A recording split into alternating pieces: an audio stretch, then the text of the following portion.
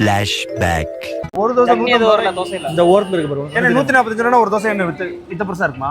முண்டா தண்டி. Meanwhile,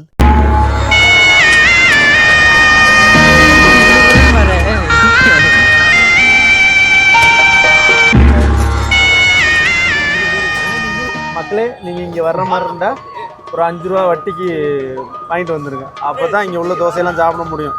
ஒரு தோசை வந்து உங்களுக்கு ஒரு வாய்க்கு பத்தாது. நீங்க எப்படி 10 தோசை சாப்பிட்டா ஒரு தோசை 150 ரூபாய் 200 ரூபாயானே என்ன ஊத்துது தம்பி, இங்க நம்ம வயிறு ரொம்ப இங்க சாப்பிட முடியாது. பிளாக் மட்டும் இங்க சாப்பிட்டுட்டு வயிறு ரொம்ப நம்ம வீட்டுக்கு போய் தோசை சாப்பிடுவோம். நம்ம இது என்ன இட்லி ஏனே அண்ணே, இது என்ன இட்லி தம்பி? இது என்னடா நினைச்சேன்? சாம்பார் நினைச்சு நான் எடுக்கவே இல்லைண்ணே.